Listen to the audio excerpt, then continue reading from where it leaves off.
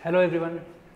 हम इस वीडियो में बात करने वाले हैं पावर फैक्टर के बारे में। पावर फैक्टर होता क्या है, ठीक है।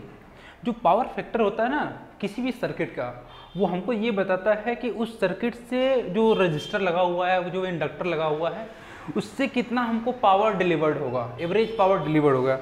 एवरेज पावर अगर हम किसी भी सर्किट का अगर हमको पता चल गया तो हम ये भी पता कर सकते हैं कि कितने टाइम तक हमने उस पर सप्लाई दिया, तो उस सप्लाई के हिसाब से हम लोग क्या कर सकते हैं, वहाँ पे हीट लॉस या एनर्जी कितना लॉस हुआ है उस रजिस्टर या इंडक्टर के थ्रू वो हम पता कर सकते हैं, ठीक है ना। तो बेसिकली जो पावर फैक्टर हमको किसी भी सर्किट का हमको ये बताता है कि उस सर्किट से कितना हीट लॉस हो रहा है, ठीक है, या फिर कितना मतलब कि एवरेज पावर डिलीवर्ड हो रहा है, ठीक है। तो चलिए आइए देखते हैं। हम ऐसा समझते हैं हमारे पास ये ई हमारा क्या है, हम लोग ये ई मतलब ईएमएफ, ये नेट ईएमएफ है किसी भी रजिस्टर का। Net EMF in the sense मतलब कि सप्लाई वोल्टेज, मतलब सप्लाई हमने कितना दे रहे हैं, ठीक है ना। तो ये क्या है हमारा ई नेट, बोले तो ई हम लोग मानते हैं। और ये करंट हो गया, और करंट के ही डायरेक्शन में हम क्या लेते हैं, रजिस्टर को हम उसी डायरेक्शन में दिखाते हैं। और जो ई नेट आता है उसके डायरेक्शन में हम क्या दिखाते हैं, जेड। जेड बोले तो total impedance of that circuit, उस सर्किट के क्या आता है भाई, ठीक है। तो अगर हम जेड की बात करेंगे तो जेड क्या हो जाएगा, total impedance of the circuit, उस सर्किट का क्या भाई, टोटल इंपीडेंस। चलिए ठीक है। अब इसी तरीके से अगर हम ये देखें, ठीक है, और ये हमारा आई हो गया और ये हमारा ई नेट हो गया।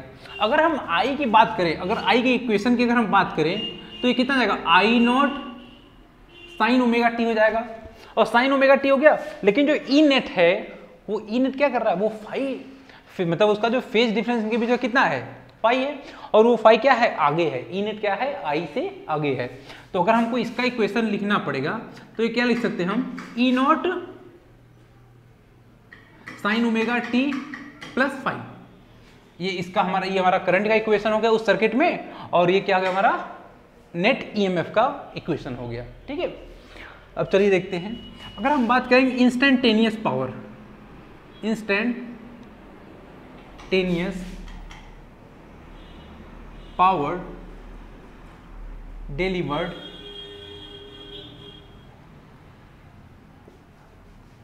थ्रू द सर्किट,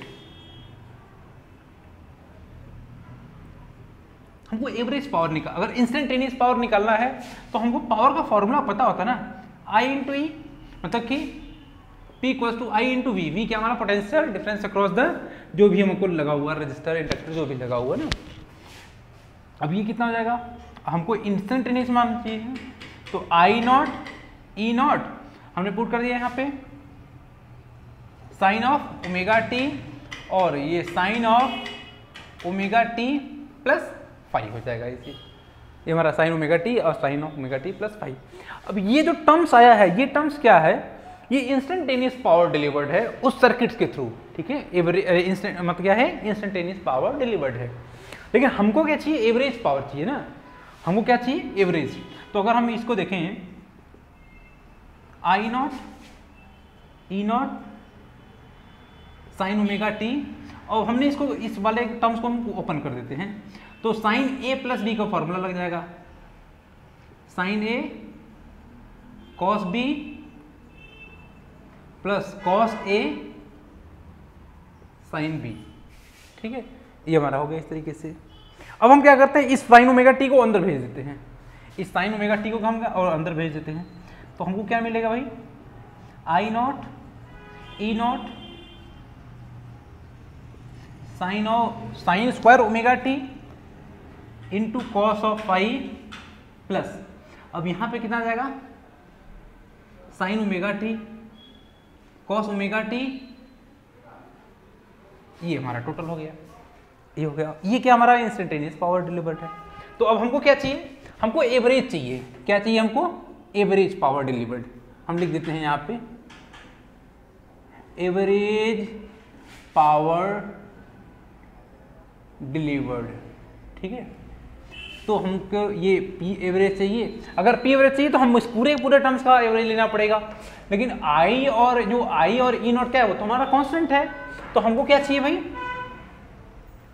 ये साइन स्क्वायर ओमेगा टी इसका एवरेज और कॉस ऑफ फाई प्लस अब उस वाले टर्म्स का।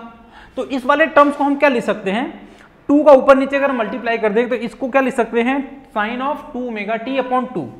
तो ये कितना आ जाएगा, हमने और कॉस का साइन को इधर लेके आते, साइन अपॉन 2 और average of sine omega T का ना, क्योंकि देखिए हमने 2 का ऊपर नीचे मल्टीप्लाई कर दिया तो हमारा फिर से वही वाला टर्म्स आ जाएगा ना, क्योंकि 2 यहाँ से हमारा क्या हो जाएगा, कैंसिल आउट हो जाएगा।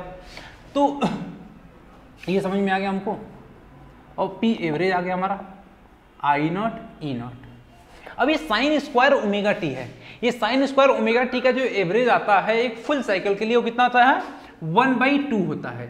और वहां से क्या बच जाएगा, वहां से बच जाएगा हमारा कॉस ऑफ फाई, ठीक है।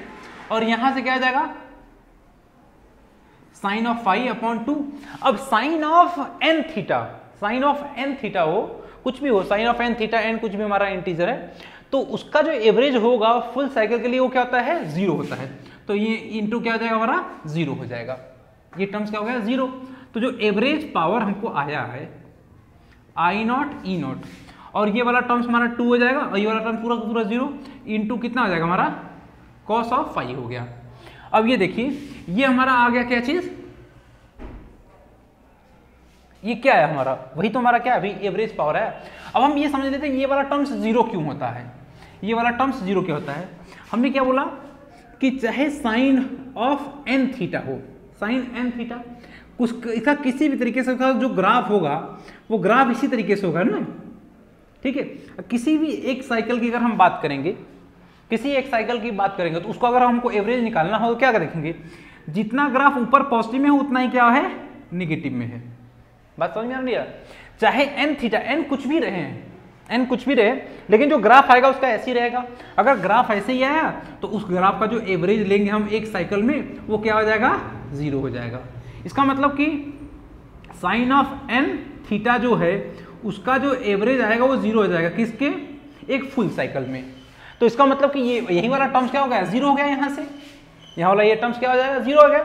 अब यहाँ पे देखिए कि ये साइन स्क्वायर ओमेगा है, साइन स्क्वायर ओमेगा टी है, तो हम क्या लिख सकते हैं, sine of 2 theta equals to 1 minus 2 sine square theta. लिख सकते हैं नहीं लिख सकते हैं, लिख सकते हैं बिल्कुल। अब हम क्या करेंगे, हमको साइन स्क्वायर थीटा चाहिए ना, तो साइन स्क्वायर थीटा चाहिए। अब ये वाला जो टर्म्स है, चाहे साइन ऑफ एन थीटा हो चाहे कॉस ऑफ एन थीटा है, उनका जो एवरेज क्या होता है, 0 ही होता है।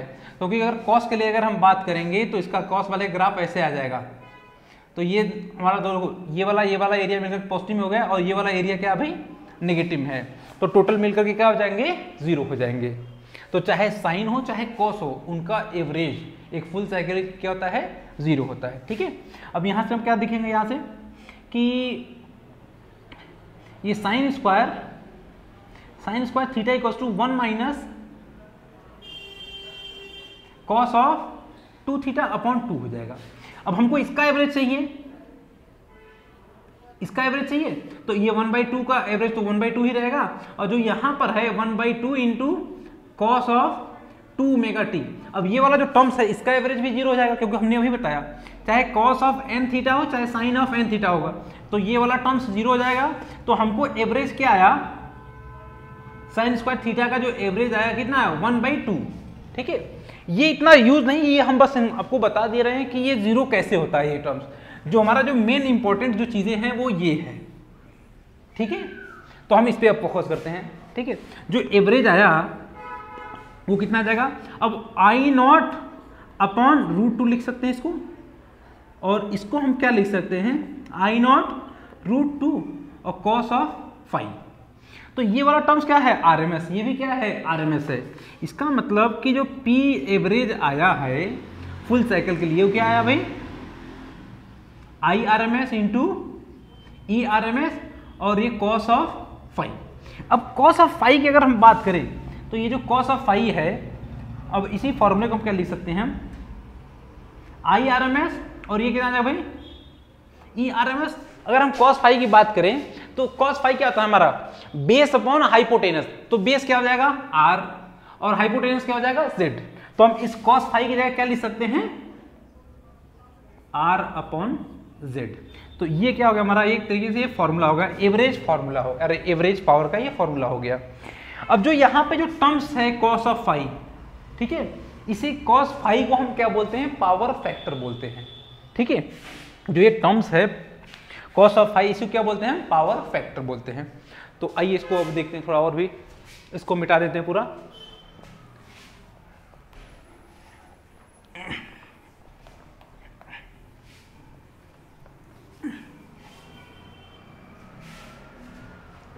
तो हमारे पास जो फॉर्मूला आ गया हमारा, फाइनल फॉर्मूला क्या है हमारा IRMS ERMS cos of phi is equal to, उसी को हम क्या लिख सकते हैं IRMS ERMS और R अपॉन Z भी लिख सकते हैं, ठीक है। अब ये जो टर्म्स है यहाँ पे, ठीक है, अब ये जो टर्म्स है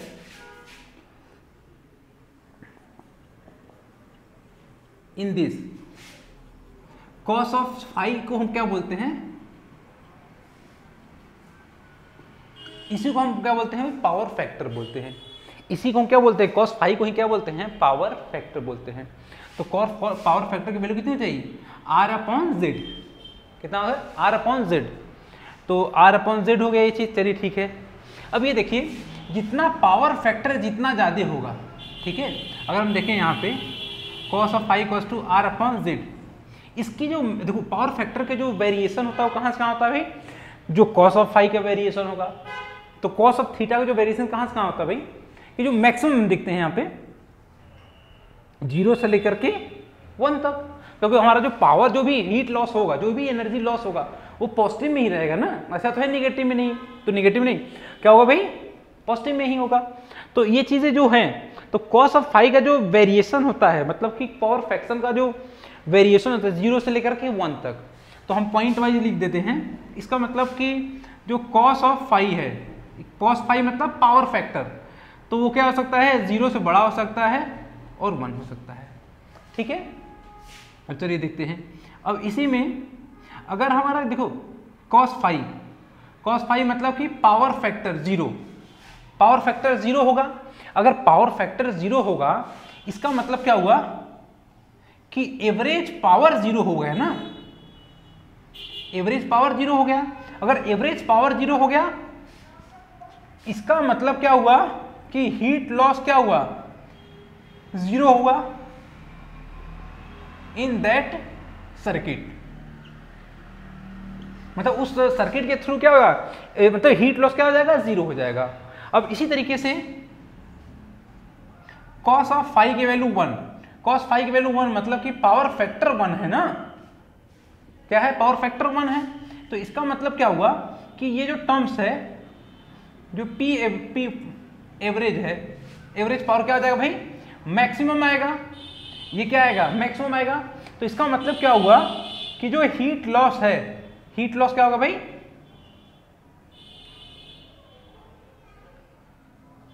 हीट लॉस क्या होगा मैक्सिमम होगा उस सर्किट में, ठीक है ना। हीट लॉस क्या होगा भाई इन दैट सर्किट, ठीक है ना।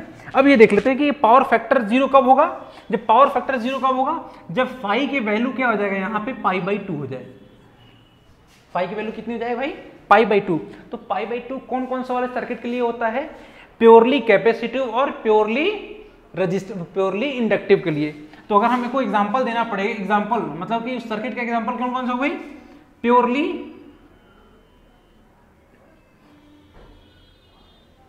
प्योरली कैपेसिटिव एंड इंडक्टिव, ठीक है ना। प्योरली कैपेसिटिव और प्योरली इंडक्टिव सर्किट रहेगा तो उस सर्किट के थ्रू एवरेज पावर 0 हो गया। अगर एवरेज पावर 0 हो गया तो उस सर्किट के थ्रू हीट लॉस क्या हो जाएगा 0 हो जाएगा। अब इसी तरीके से यहाँ पर भाई कि cos ऑफ फाई मतलब 1, इसका मतलब कि फाई की वैल्यू 0, फाई की वैल्यू 0 का इसका मतलब क्या हुआ I और E का डायरेक्शन क्या होना चाहिए सेम होना चाहिए, मतलब कि दोनों क्या होना चाहिए सेम फेज में होना चाहिए। ये तो तभी पॉसिबल है ना कि जो वो सर्किट क्या हो प्योरली रेजिस्टिव सर्किट हो। तो इसका मतलब मैक्सिमम लॉस जो होता है, मैक्सिमम हीट लॉस होता है किस सर्किट में होता है प्योरली रजिस्टिव सर्किट में होता है। किस में होता है? Purely resistive circuit. इसका मतलब अगर हम कोई एग्जांपल की बात करेंगे तो ये क्या हो जाएगा हमारा? Purely resistive circuit. Purely resistive circuit में मैक्सिमम एनर्जी का लॉस होगा, मतलब कि मैक्सिमम हीट लॉस होगा, ठीक है। और हमने तो ये स्पेशल केस लगे चले हैं 0 और 1, लेकिन अगर इनके बीच में रहेगा तब क्या होगा? तो जो हमारा जो पावर फैक्टर होगा वो 0 और 1 के बीच में लाई करेगा, ठीक है। 0 और 1 के बीच में अगर लाई करेगा तब भी वहां पे एनर्जी लॉस होगा, लेकिन 0 से ज्यादा, और जो 1 वाला मतलब मैक्सिमम जो पावर है उससे क्या होगा? कम होगा, ठीक है। तो आइए देख लेते हैं कौन कौन से सर्किट हैं और उसमें कितना कितना पावर फैक्टर्स होंगे ना।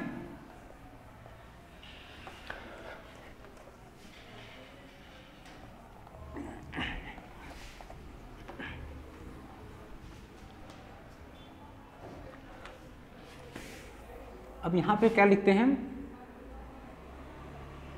सर्किट, और यहां पे क्या लिखते हैं हम? ऐसे लिखते हैं ना, फाई लिखते हैं ना। हम क्या लिखते हैं यहाँ पे? फाई नहीं, कॉस फाई लिखते हैं, सही रहेगा, कॉस ऑफ फाई, ठीक है। और इसका डायग्राम बना देते हैं, ये डायग्राम यहाँ पर ले लेते हैं, सही रहेगा डायग्राम। और ये पावर फैक्टर, पावर फैक्टर बोले तो कॉस ऑफ फाई, ठीक है। अब ये देखिए पहला क्या है? Purely resistive circuit, resistive circuit, ठीक है ना। जब प्योरली रजिस्टिव सर्किट होगा इसका मतलब कि इस तरीके से हमने सप्लाई दे दिया, तो जो फेज होगा, देखो एक चीज और भी, फेजर भी बना लेते तो अच्छा रहेगा, ठीक है। इसको मिटा देते हैं हम यहाँ से, ये मिटा दिए, पूरा मिटा देते हैं तो समझ में आएगा अच्छे से।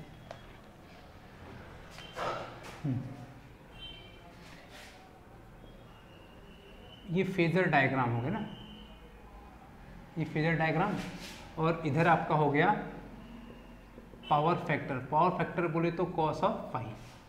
चलिए ठीक है। तो अब फेजर डायग्राम अगर देखें तो जो भी हमने मान लिया कि आई, तो आई और ई का जो मतलब डायरेक्शन होगा वो क्या होगा भाई? सेम होगा। क्या होगा? दोनों सेम ही होगा। तो इसका मतलब कि जो फाई होगा वो क्या होगा? 0। अगर फाई 0 है इसका मतलब कि ये वाला जो टर्म्स है, पावर फैक्टर क्या है? 1 है ना, पावर फैक्टर 1 है। तो पावर फैक्टर 1 है मतलब कि जो यहाँ पर जो पी एवरेज होगा वो क्या होगा? मैक्सिमम होगा, ठीक है ना, वो क्या होगा? मैक्सिमम। अब हम देखते हैं कैपेसिटिव, और यहीं पे ले लेते हैं इंडक्टिव सर्किट, ये सर्किट, ठीक है ना। चलिए देखते हैं, ये कैपेसिटिव हमने लिया है, ठीक है। अब इसमें क्या आता है कैपेसिटिव में कि जो पोटेंशियल होता है, मतलब ये वोल्टेज क्या होता है? लैग करता है ना π/2 डिग्री। ये हमारा I हो जाएगा और ये क्या हो जाएगा हमारा? VC, मतलब कि ये XC हो जाएगा और इधर क्या हो जाएगा? R, ठीक है, इधर R हो जाएगा। तो यहाँ पर जो फाई आया है, यहाँ पे फाई कितना है भाई? -π/2। चाहे माइनस का हो चाहे प्लस का हो, कॉस क्या होगा? कॉस की वैल्यू क्या होगी? वो सेम ही होगा ना। तो यहाँ पे क्या हो जाएगा? पावर फैक्टर क्या हो जाएगा भाई? 0। पावर फैक्टर 0 का मतलब क्या हुआ? कॉस फाई तो 0 हो रहा है, इसका मतलब कि एवरेज पावर क्या हो गया? 0। तो वहाँ पे एनर्जी लॉस कितना हो जाएगा? 0 हो जाएगा। चलिए ठीक है। अब हम देखते हैं इंडक्टिव वाले के लिए क्या हो जाएगा यहाँ से कि इस तरीके से हमारा डायग्राम हो गया, ये I हो जाएगा और ये VL हो जाएगा, ठीक है। तो यहाँ पे कितना जाएगा? फाई की वैल्यू π/2। तो यहाँ पर भी पावर फैक्टर मतलब कि कॉस फाई, इसकी वैल्यू 0, इसका मतलब कि पी एवरेज भी क्या हो जाएगा? 0 हो जाएगा, ठीक है ना। चलिए ठीक है। अगर हम बात करते हैं RC सर्किट, ठीक है। इस RC सर्किट में क्या हो जाएगा हमारा? एक कैपेसिटर और एक रजिस्टर हो जाएगा, ठीक है। एक कैपेसिटर हो गया और एक रजिस्टर हो गया। तो यहाँ पे कितना जाएगा? ये I और ये कैपेसिटी हो जाएगा, ठीक है। ये हमारा वी सी और ये वी आर इधर हो जाएगा, लेकिन जो वी नेट आएगा, ये वी नेट मतलब कि ई नेट, ई नेट इधर आएगा, मतलब कि जो फाई आएगा यहाँ पे, अब क्या होगा, मतलब कि 0 और 90 के बीच में होगा ना, 0 और 90 के बीच में होगा। इसका मतलब अगर यहाँ पे देखें तो पावर फैक्टर जो होगा वो 0 से बड़ा होगा और क्या होगा भाई, 1 से छोटा होगा। ठीक है, इसका मतलब कि जो एवरेज पावर होगा वो 0 नहीं होगा, कुछ उसकी वैल्यू होगी। ठीक है, उसकी कुछ ना कुछ वैल्यू होगा, अगर कुछ वैल्यू होगी इसका मतलब कुछ ना कुछ वहाँ पे हीट लॉस होगा। ठीक है, अब यहाँ पे L R circuit, L R circuit, अगर हम एल आर सर्किट में देखें,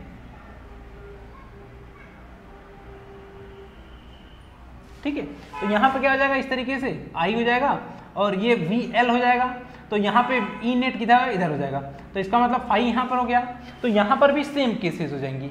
ठीक है ना, यहाँ पर भी क्या हो जाएगा भाई, सेम केस हो जाएगा। ठीक है, अब हमको यहाँ से क्या दिख रहा है, एक एल सी आर सर्किट बच गया है, तो एल सी आर सर्किट वाला हम दिखा दें, इसको मिटा देते हैं।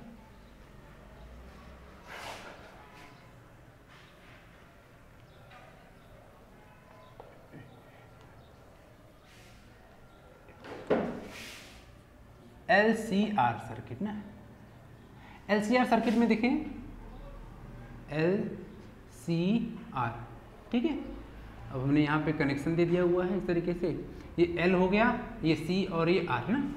अब यहाँ पर क्या होता है, ये आई वाला हो गया, ठीक है, जिधर आई होता है हमारा वहीं वी आर होता है, और ये वी सी हो गया, और यहाँ पे क्या हो जाएगा हमारा, यहाँ से वी एल हो जाएगा ना। लेकिन यहाँ पे हम मान सकते हैं भाई कि जो नेट है वो मतलब कि देखिए वो क्या है, एंटी पैरेलल है ना, वी एल और वी सी, तो हम मान सकते हैं कि जो वी एल है ग्रेटर देन वी सी है। अगर V L greater than V C है, इसका मतलब क्या हुआ, नेट हमारा इधर ही आएगा ना, वी एल माइनस वी सी, और इसी तरीके से ये वाला जो आएगा हमको, ये क्या आएगा हमारा, ई नेट आएगा, तो यहाँ पे भी फाई की वैल्यू कितनी हो जाएगी, ग्रेटर देन, मतलब जो फाई है जो ग्रेटर देन 0 है, तो इसका मतलब कि जो पावर फैक्टर है कॉस ऑफ फाई, ठीक है ना, तो कॉस ऑफ फाई जो है, कॉस ऑफ फाई 0 से बड़ा होगा और 1 से छोटा होगा, तो एवरेज पावर कुछ ना कुछ होगा, मतलब कि 0 नहीं होगा। ठीक है, तो हमको एक चीज ये समझ में आया कि कहीं पर भी अगर आर दिख रहा है, ठीक है ना, कहीं पर भी अगर आर है, मतलब कि उस सर्किट में आर का भी अगर कंट्रीब्यूशन है, इसका मतलब कि वहां पर पावर फैक्टर कुछ ना कुछ होगा। अगर कुछ ना कुछ होगा इसका मतलब वहां पे उस सर्किट से हीट लॉसेस पक्का होगा। ठीक है, तो ये हमारी कहानी थी किसकी, पावर फैक्टर की। ठीक है, और इस पे कुछ न्यूमेरिकल अगर जैसे कि नोट करके अगर आपको लिखना है तो ये भी लिख लेना कि any circuit having resistor then power factor